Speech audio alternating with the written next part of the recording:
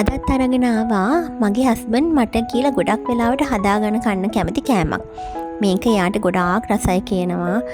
හිටපුවා කියන අපි මේකෙන් බිස්නස් එකක් කරමු කියලා. ඒ තරමට යාට මේක රස ඇති. වැලත් හදලා බලන්න රසද කියලා. මුලින්ම බලමුකෝ ඉතින් හදන විදිහ කොහොමද කියලා.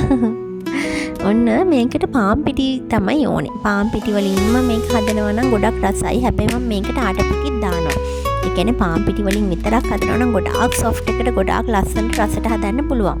හැබැයි ආටපිටිත් දානවා මම ගොඩක් වෙලාවට මේක හදනකොට පාන් පිටි විතරක්ම දාලා වැඩක් නෑ කියලා හිතන නිසා. මේක ආටපිටි කෝප්පයයි නම් පාන් පිටි කෝප්ප දෙකක් වගේ තමයි දාන්නේ. ඒකට ලුණුත් දාලා එතකොට තෙල් දානවා. මේකට තෙල් දාන්න ඕනේ චුට්ටක්. මේකට මේස් හැඳි 3ක් විතර වෙන්න මේ ප්‍රමාණයට. හොඳ පිරිසිදු පොල් තෙල් පාවිච්චි කරනවා නම් හොඳයි. ඉතින් ওই ටික දාලා හිමින් අනනවා. හිමින් පොඩ්ඩක් ඒ ටික කලවම් කරලා මේකට අත පාවිච්චි කරන්න ඕනේ. නැත්නම් ඉතින් මේක රසට එන්නේ නැහැ. මේක අපි 3 දෙනෙක් කරන නිසා මේ විදිහට තමයි හදන්නේ. ඉතින් ඕගොල්ලෝ හයිජින් ගැන නම් කියන්න එපා හොදේ. ඔන්න ඉතින් මේක එහෙම අන්න ගමන් ටික වතුර දාලා තමයි අන්න මේ ගන්නට ඩෝ එක හදාගන්නේ.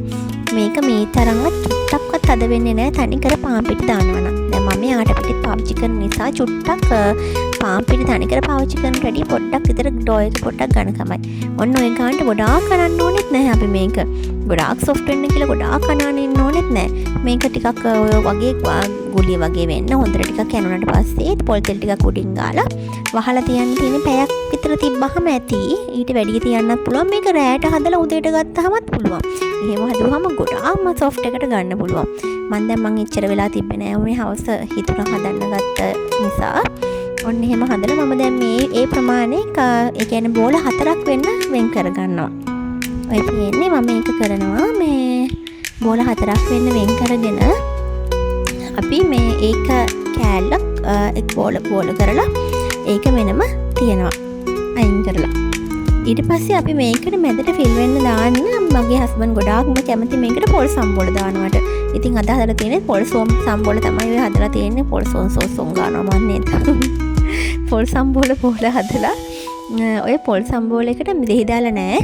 දෙහි දාන්න නැතුව පොල් සම්බෝලේ හදලා ගන්න ඕනේ. අර කෑලි හිටින්න නැති වෙන්න වගේ. හොඳට පොල් සම්බෝලේ හදලා බෝල කරලා තියා ගන්නවා මම මේකට හදනකොට. ඔන්න දැන් ඒක මැදට දාලා අර විදිහට ඔයගොල්ලෝ දැක්කනේ දැන් මම රොටිය මේ හදාගත්ත විදිහ ඇතේ. ඒ විදිහට හදලා මැදට පොල් සම්බෝල තියලා මේ විදිහට ටයිට් කරගන්නවා. හොඳට වහ ගන්න ඕනේ. මම අර කිව්වා වගේ තනිකර පාන් පිටි වලින් හදනවා නම් මේක ගොඩාක් ලස්සනට ගන්න පුළුවන්. ඔන්න ඒ විදිහට බෝල ටික අපි ඔක්කොම වහගෙන බෝල ටික ආයෙ මේ හොඳට බෝල ගතිය අරගෙන ඒක පැත්තකින් තියාගෙන ඔන්න ඊට පස්සේ ආයෙත් බෝලේ අරගෙන අපි මේ විදිහට හිමින් සැරේ අතේ තියලම මේක වඩනවා.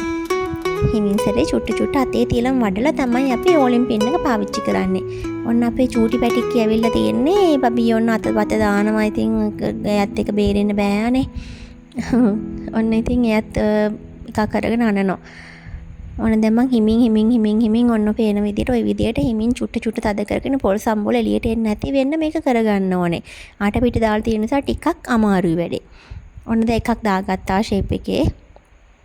ඊට පස්සේ මේක මද ගින්දරේ මුලින්ම තියන්න ඕනේ. පොඩ්ඩක් පොල් තෙල් ටිකක් ගාලා තමයි මේක දාලා තියන්න ඕනේ.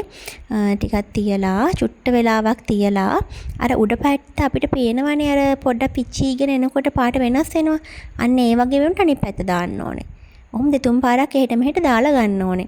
ඔන්න එහෙට මෙහෙට දානකොට එක පැත්තක් ඔන්න දාලා ටික වෙලාවක් තියලා ඉන්නකොට ඔයාලට පේනවා රොටිය ටිකක් පිම්බෙනවා. ඔන්න එතකොට හොඳට රොටිය ගානට ඇවිල්ලා. ඒ කියන්නේ හොඳට පිම්බෙනවා කියන්නේ හොඳ පදම හොඳයි. පාන් පිටි විතරක් පාවිච්චි කරනවා මේ රොටිය හොඳටම පිම්බෙනවා. දැන් මේකත් පිම්බෙනවා. ඒකට වැඩි පිම්බෙන්නේ නැහැ.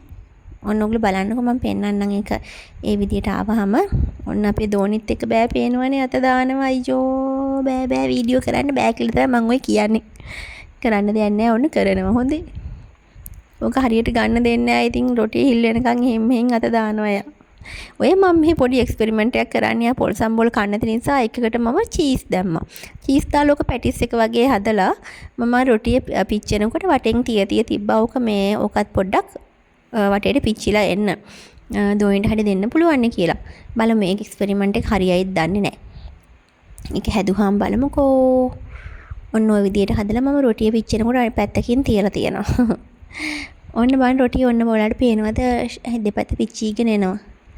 ඔන්න දැන් පේනවා ඇති ඔයාලට චුට්ටක් අර මං කිව්වා වගේ පොඩ්ඩක් රොටිය පිම්බිලා තියෙනවා. පේනවද? රොටිය පිම්බිලා තියෙන්නේ. ඔන්න ඔය වගේ. ඔක පාන් පිටි විතරක්ම දැම්මම හොඳට පිම්බෙනවා. අර පපඩම් අපි ඉස්සර මේ චූටි කාලේ කන්නේ.